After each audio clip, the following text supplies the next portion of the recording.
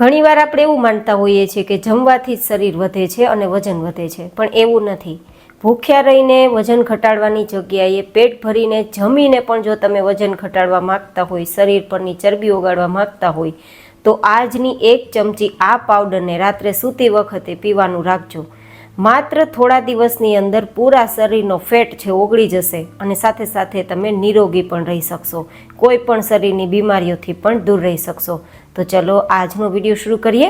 તો તેમના માટે આપણે એક કડાઈને ધીમા ગેસની ફ્લેમ પર ગેસ પર રાખીશું અને સૌથી પહેલી સામગ્રી લેશું 25 ગ્રામ અને 1/4 કપ જેટલી હિમેજ, જેને નાની હરડે કહીએ ને તે. અને અહીંયા કોઈ પણ પ્રકારના ઓઇલ કે પછી ઘીના ઉપયોગ વગર તેને માત્ર થોડીવાર ધીમા ગેસની ફ્લેમ પર શેકવાની છે. બળે નહીં તે જોવાનું છે. બસ આ રીતે ધીમે ધીમે શેકવાથી તે ફૂલી જશે. હિમેજ છે ને તે આયુર્વેદિક ગુણકારી ઔષધિ છે, જે માત્ર વજનને જ કંટ્રોલમાં નથી રાખતી, પણ તમારા પાચનની સમસ્યા હોય અથવા તો ઇમ્યુનિટી બૂસ્ટ ના હોય અથવા તમારા ખરતા વાળ કે પછી સ્કિનના પ્રશ્ન હોય કે પછી તમને શુગર હોય, ડાયાબિટીક પેશન્ટ હોય તો તેમાં પણ ફાયદા કરે છે. જો તમને કબજિયાતની સમસ્યાઓથી ખૂબ પરેશાન હોય તો પણ આજનો પાવડર છે ને તે તમને ખૂબ ફાયદા કરશે. તો બસ આ રીતે હિમેજ એકદમ સરસ શેકાતા ફૂલી જાય છે અને ફૂલતા જ તેને આપણે નીચે લઈ લેવાની છે ઠંડી કરવા માટે એક પ્લેટમાં. હવે બીજી હેલ્ધી સામગ્રી લેશું 1/2 કપ જેટલી અને ગ્રામથી જોઈએ તો 50 ગ્રામ જેટલી અળસી. અળસીને નમકવાળી હોય તેવી નથી લેવાની, નમક વગરની લેવાની છે અને જે કાચી હોવાથી પહેલાં શેકવી જરૂરી છે. તો અળસી પણ જેમ શેકાશે ને તેમ તલની જેમ ઉડવા લાગશે અને ફૂલવા લાગશે, થોડો કલર પણ બદલી જશે. તો ત્યાં સુધી તેને શેકવાની છે. અળસીમાં ઓમેગા 3 ફેટી એસિડ, ફાઇબર અને એન્ટીઓક્સિડન્ટનો ભરપૂર સોર્સ હોય છે, જે આપણા મેટાબોલિઝમ સિસ્ટમને તો બૂસ્ટ કરે જ છે અને તેની ફાઇબર પ્રોપર્ટીઝના કારણે પેટને લાંબા સમય સુધી ભરેલું રાખે છે ને, તો આપણે વધારે કંઈ વસ્તુ ખાવાની ઈચ્છા નથી થતી અને પરિણામે શરીરમાં રહેલી કેલરીને ઓગાળવામાં કામ કરે છે. અને ત્યારબાદની સામગ્રી લેશું 50 ગ્રામ અને કપથી જોઈએ તો 1/2 કપ જેટલી વરિયાળી, 25 ગ્રામ અને કપથી જોઈએ તો 1/4 કપ જેટલું જીરું અને 25 ગ્રામ અને કપથી જોઈએ તો 1/4 કપ જેટલા અજમા, સાથે 2 નંગ જે તજ હોય છે ને તેની સ્ટીક, ગ્રામથી જોઈએ તો 5 ગ્રામ તજ. આ રીતે ટુકડા કરી લેશું અને ધીમા ગેસની ફ્લેમ પર થોડો કલર ચેન્જ થાય અને થોડી સુગંધ સોંધી આવે ત્યાં સુધી શેકી લેશું. આ 4 સામગ્રીના કોમ્બિનેશનથી આપણું પાચન તો સુધરશે જ, પણ આપણું ચયાપચયની ક્રિયા ફાસ્ટ થશે અને પરિણામે ખૂબ જ ઝડપથી તમારા પેટ પરની ચરબીને ઓગાળવામાં મદદરૂપ થાય છે. સાથે સાથે અજમામાં રહેલ થાઇમોલ પ્રોપર્ટીઝ, અપચો હોય, ગેસ હોય, પેટમાં જમવાનું પાચન ના થતું હોય, કબજિયાત હોય તો તેમાં ફાયદા કરે છે. વરિયાળી છે તે પેટને ઠંડક આપવામાં અને પાચન માટે બેસ્ટ છે, આંતરને નરમ રાખવા માટે બેસ્ટ છે. અને જે તજ છે તે મેટાબોલિઝમ સિસ્ટમને બૂસ્ટ તો કરે જ છે, જેથી વજન તો કંટ્રોલમાં રાખે છે, પણ સાથે સાથે બેડ કોલેસ્ટ્રોલ છે અને સાથે જે ડાયાબિટીક છે તેને પણ કંટ્રોલમાં રાખવાનું કામ કરે છે.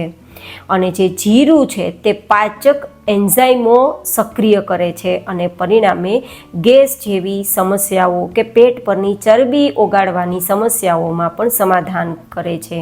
આ બધી સામગ્રી છે ને આપણે અલગ અલગ એટલા માટે શેકી રહ્યા છે કે બધા જને શેકવાનો સમય અલગ અલગ લાગે છે.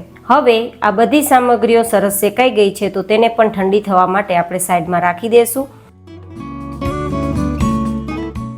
તો એકદમ સરસ મજાનું ઠંડુ થઈ ગયું છે. બધું જ આ રીતે ચેક કરી લેવાનું. જો ગરમ હશે તો પછી તેના પોષક તત્વો પીસતી વખતે નાશ પામી જશે. તો ઠંડુ થઈ ગયા બાદ બધું જ મિક્સરમાં લઈ લેવાનું. આ બધી જ સામગ્રીઓના કોમ્બિનેશનથી જે પાવડર તૈયાર થાય છે તે અચૂક તમારી આગળ બતાવ્યા પ્રમાણેની બીમારીઓ તો દૂર કરશે જ, પણ 100% તમારું વજન પણ કંટ્રોલમાં રાખશે. હવે આપણે આને થોડું અધકચરું વાટી લેવાનું છે. એકદમ લીસો પાવડર તૈયાર નથી કરવાનો, અધકચરો પાવડર. અને આ પાવડર આટલો સરસ તૈયાર થઈ ગયા બાદ હવે પછીની આપણે સૌથી હેલ્ધી સામગ્રી લેવાના છીએ 50 ગ્રામ અને 1/2 કપ જેટલો અર્જુન છાલનો પાવડર. અર્જુન છાલ છે ને તે કોઈ પણ પ્રકારની હૃદયની બીમારીઓ માટે એકદમ રામબાણ ઔષધિ છે. બેડ કોલેસ્ટ્રોલ હોય, બીપી હોય કે પછી હાર્ટ બ્લોકેજ હોય તેને ખોલવામાં તો કામ કરે જ છે, પણ સાથે જો તમારું પાચન નબળું હોય તો તેને પણ સુધારે છે અને ચયાપચયની ક્રિયાને બૂસ્ટ કરી તમારા વજનને કંટ્રોલમાં રાખવાનું પણ કામ કરે છે. સાથે ઉમેરીશું 1 ચમચી જેટલું કાળું નમક, જેને સંચળ પાવડર કહીએ ને તે. જમવાની ક્રેવિંગને ઓછી કરે છે અને પરિણામે વજનને કંટ્રોલમાં રાખે છે. અને કાળું નમક છે તેમાં સોડિયમનું પ્રમાણ ઓછું હોય છે, તો હાઈ બીપીના પેશન્ટ પણ આ પાવડર તો લઈ જ શકશે. તો હવે આ બધી જ સામગ્રીઓને ભેગી કરવા માટે એકવાર આપણે મિક્સર જારને ચલાવી લેશું તો પાવડર સરસ મજાનો મિક્સ થઈ જશે. તો આ પાવડરને કઈ રીતે ઉપયોગ કરવો તે જોઈએ. તો બસ 1 ગ્લાસ હુંફાળું ગરમ પાણી લેવાનું અને તેમાં 1 ચમચી જેટલો આપણે તૈયાર કરેલો જે પાવડર છે તે આમાં મિક્સ કરવાનો અને મિક્સ કરવા માટે પણ 1 મિનિટ જેવો સમય લેવાનો. મતલબ 1 મિનિટ સુધી સતત આપણે આ પાવડરને પાણી સાથે આપણે મિક્સ કરવાનો, જેથી આ પાવડરનો કણે કણ પાણીમાં ડેલ્યુટ થઈ જાય. અહીંયા ઉકાળવાની કોઈ મહેનત નથી, બસ 1 મિનિટ માટે સતત ગરમ પાણીમાં પાવડરને ચલાવવાનો છે અને પછી આ પાણીને બેસીને ઘૂંટડે ઘૂંટડે પીવાનો છે. ક્યારે પીવાનો છે? રાત્રે જમીને 2 કલાક પછી. એટલે કે તમે રાત્રે 8 વાગે જમતા હોય તો રાત્રે 10 વાગે સૂતી વખતે તમારે આ 1 ગ્લાસ પાણી પીને સૂવાનું છે.